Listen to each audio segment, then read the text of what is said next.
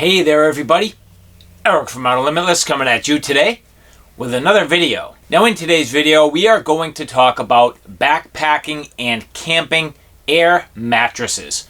For me, that's something that's very important in the hiking, camping, and backpacking application. Now when I say hiking, what does that really mean? Well, for me, for the most part, I do most of my camping while I am backpacking. And obviously a big component of that is the hike in. So for me, having something that's reasonably manageable in terms of bulk and weight is very important. So typically for me, I carry one of these two climate pads. This is the Climate Inertia Ozone, and this one is the Climate Inertia XL. Both of them are great pads. I tend to go to the Ozone a little bit more because it has an integrated pillow, and I do like that. But when I'm in my hammock, sometimes I go to this Inertia XL.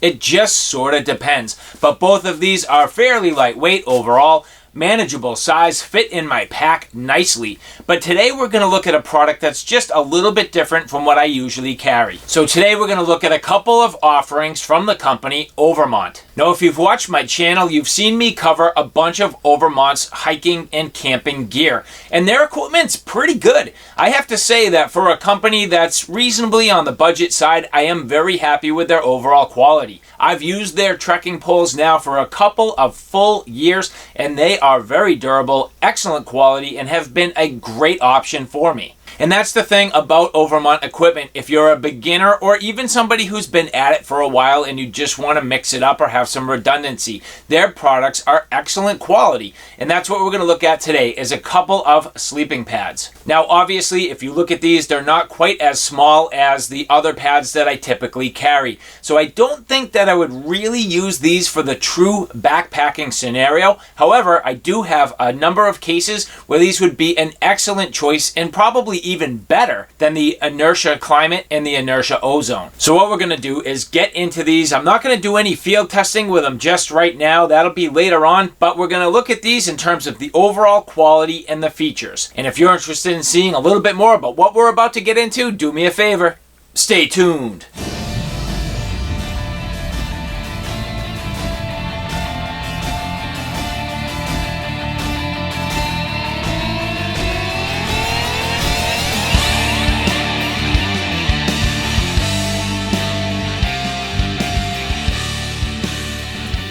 So as I mentioned, we're going to take a look at a couple of sleeping pads from the company Overmont. So before we get too far, I would like to say thank you very much to the people at Overmont who provided these products for review.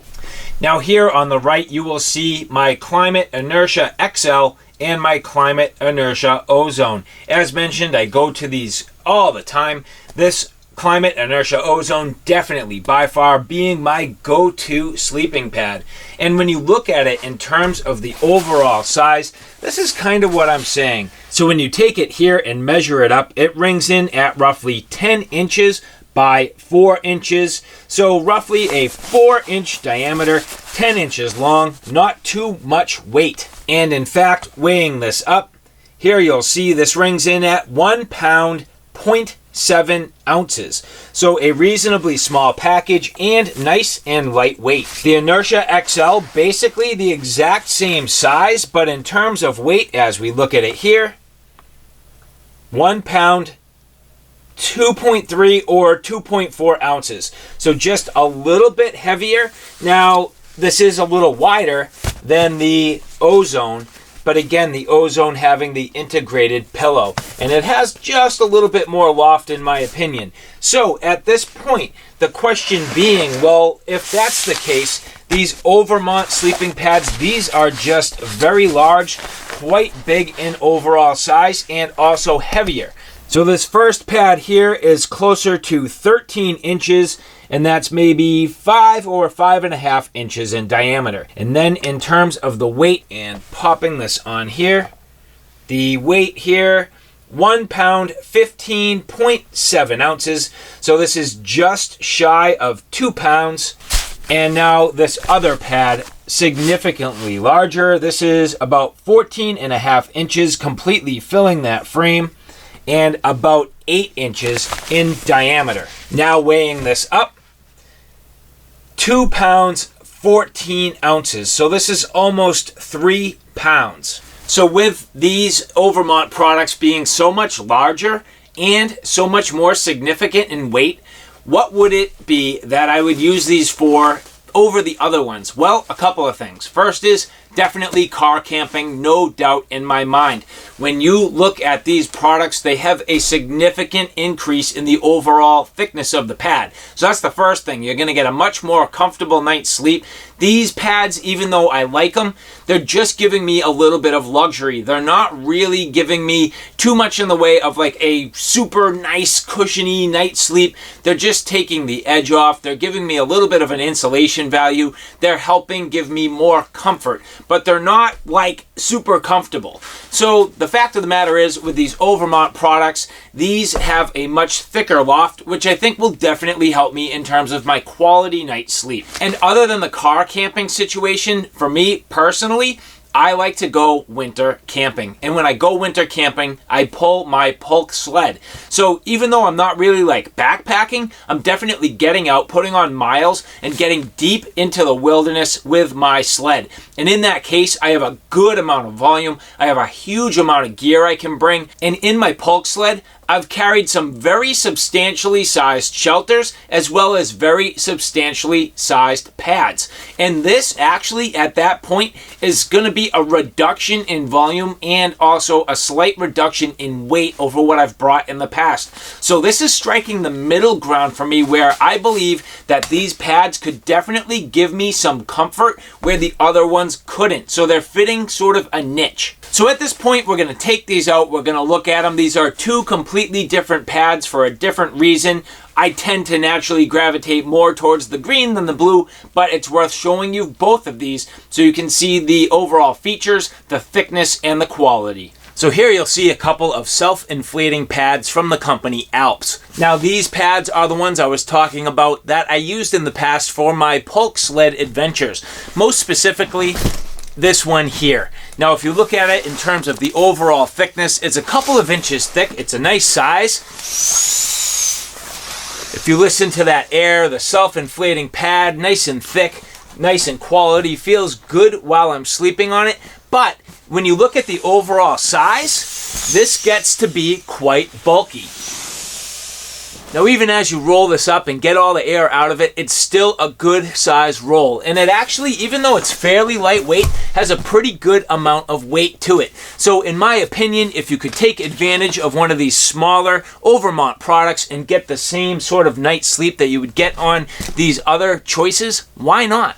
So here, this first mattress, we're going to take a look at this. Now you'll see that as we get into the blue one here, it does have an integrated pillow, which in my opinion, it's kind of too bad the way this was constructed, but I'll show you what I'm talking about. So the first thing you'll notice is that both of these, the blue and the green, have integrated foot pumps. Now you could definitely get your breath on there, blow this up, or you could use the foot pump. It's very interesting. These do actually work fairly well, but at the same time, they add just a little bit of bulk in the overall package and the ability for these to pack down tight. And that's especially the case with the green. I will show you that as well. But now, at this point, let's pump this up. We'll get this thing nice and full, and we'll continue through looking at the overall features. Now, with these pumps, if you step to the side, they will not work. You literally step directly on the red. And you'll see, as you get this going, and you'll see it's basically filling up the first 3 baffles, and then the air will continue to fill the rest of the baffles. It takes a little bit of effort, but not a huge deal.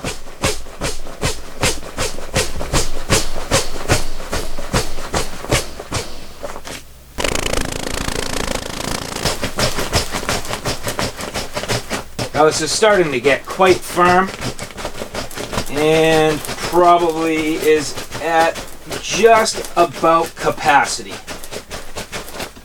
So I'm going to close this valve here. So again, here's the valve with the pump. So that's the pump section.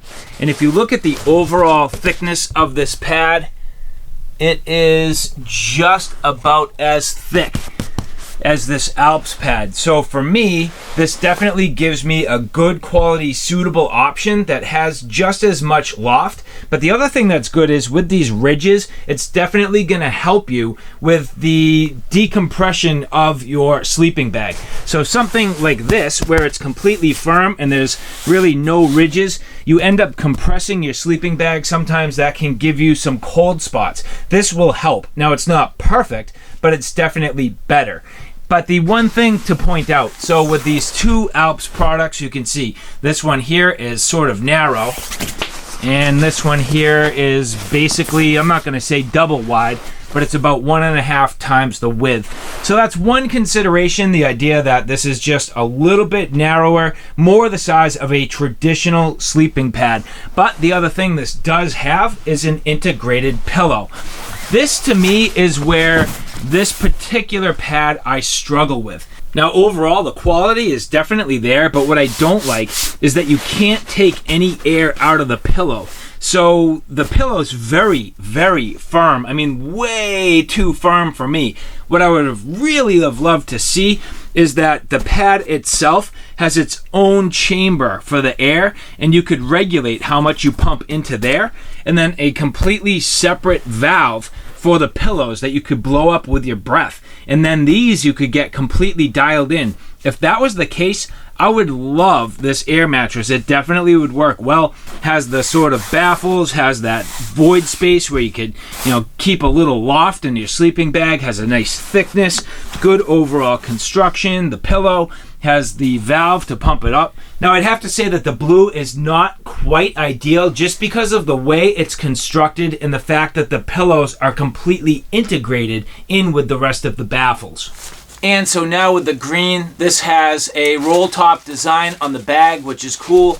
You'll see it is two-tone, so a little bit different than the blue. Has this little sort of elastic to keep it together. And then here, unrolling this, again, this is a fairly substantially weighted and substantially sized pad, more so than any of the other pads you see here.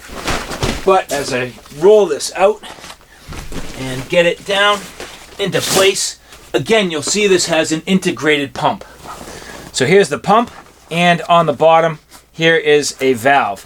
So this does actually have like a one-way valve on it, so you got to kind of keep that shut while you're pumping it up. That gives you the ability to top this off, I believe, if you need to.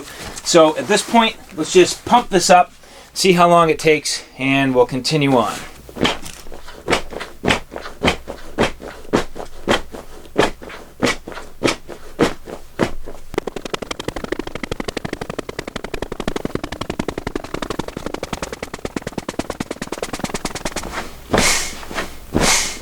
So now we're getting real close. You'll see you can just keep pumping in until it gets nice and firm, taking shape. I think we're about there. And that's probably good for now. And you'll notice that the air does not come back out the pump. That's definitely huge. So closing that off, now you can see this thing is nice and thick. So now looking along all these baffles, should do a fairly good job at making sure that you do not completely de-loft your sleeping bag. And if we compare it in thickness to the Alps Jetstream, it is like almost double as thick. So this particular Overmont pad is very, very thick. Should do a beautiful job helping to keep good quality insulation up off of the ground, a nice space beneath where, I could even put this inside some of my sleeping bags if I had to, and it would help stay warm, just kind of warming up all that airspace. But generally speaking, this one to me is the one I'm excited about. This one to me is the one I will naturally gravitate to for some of those more winter style camping trips. And then comparing it in width, you'll see it is definitely wider than the blue, and it does not have the integrated pillows like the blue one, and I don't think I need that. I mean, for me personally, I always have a camp pillow. I always bring them with me. I will definitely use my camp pillows for this situation. And so for me, this green Overmont sleeping pad I think will definitely be a good addition to my kit. I'm actually pretty excited to see what kind of night sleep I get while using this. And now comparing it in width to the Alps Jetstream, it's about, I'd say 2/3, maybe 3/4 the width. So pretty good overall size, definitely nice in terms of thickness, and not too shabby in terms of the width. Lengthwise, it is definitely suitable for somebody of my height. I am 6'1", and I will fit on here no problem at all. So now to compare it against my Climate Ozone, this here I will blow up and we'll get a size comparison. But if you look pretty quick right away, you will see that in terms of the overall length, it's just about the same in terms of the pad, but then you also have the pillow. So really it's the pad size that overall I think is going to make a difference, but it is nice that this here has the integrated pillow. And as I was talking about the blue Overmont, this here has 2 independent valves, one for the body and one for the pillow. That greatly allows me to dial in the exact support I need for my head. And the other thing you'll notice is the fair amount of work it took to use the foot pump. The foot pump's nice because you don't need to blow, but I find that with some of these smaller sleeping pads, it doesn't take a ton of breath anyway.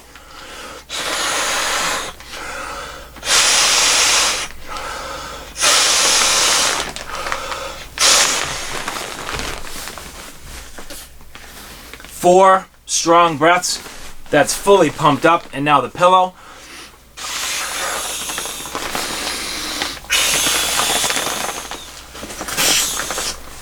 Two solid breaths, and there you go. So you'll notice on this Climate pad all the void space to help with de-lofting nature on your sleeping bag. All these little voids helps to make little pockets of air so that you're not squashing down all of the insulation.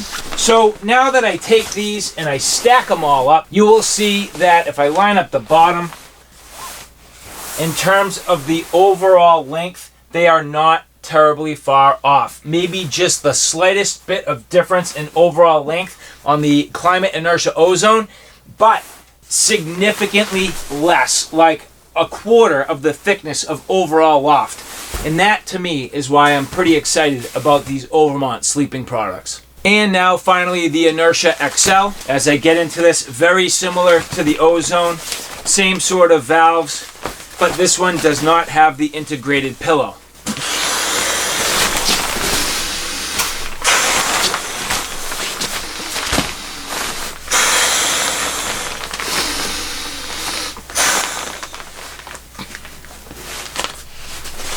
Again, lots of cutouts to help with the loft, giving it space for your sleeping bag. And then you'll notice that because this is the XL, it is wider, but it is barely wider than the Overmont sleeping pad. So given the overall difference in thickness, I can see a great advantage to this Overmont sleeping pad. And now one very last thought, the fact that some companies do make insulated sleeping pads. Now this is not considered to be an insulated sleeping pad. I'm not sure what the difference in the overall rating would be. I mean, by the time you build up your thickness of air, get yourself off of the ground, there's probably a sweet spot where you could go too tall, and then you don't really get the value of warming up the air inside the pad. I think just getting up off of the ground, having a nice cushion, being somewhat comfortable, and having something that just really cradles your body is definitely going to help. So overall, there is my look and first impressions of these Overmont sleeping pads. I have to say, I am fairly impressed. So alright guys, there you have it, a quick look at these sleeping pads from the company Overmont. Again, I'd like to say thank you very much to the people at Overmont for providing these products for review. A couple of things. One, I can't wait to get out into the field to actually try them, especially the green. Now with the blue, I think the integrated pillow is somewhat of a miss. If they have the opportunity to make some changes, I would definitely separate out the pillow segment from the rest of the body. Make it separate baffles and a separate way to fill both of those so they're not combined. And that way you can really dial in the comfort of your sleep system. And finally, with the green, I definitely like it. I think it's going to work out very well for me. I'm looking forward to getting this out into the field, and the next time you see these, it will be out in the field, hopefully on a good quality winter adventure. So alright guys, thanks for stopping by. I hope you like what you saw. I hope you found it a little bit informative. If you like what you saw, please like, share, and subscribe. And as always, thanks for stopping by. Take care now. I'll see you soon.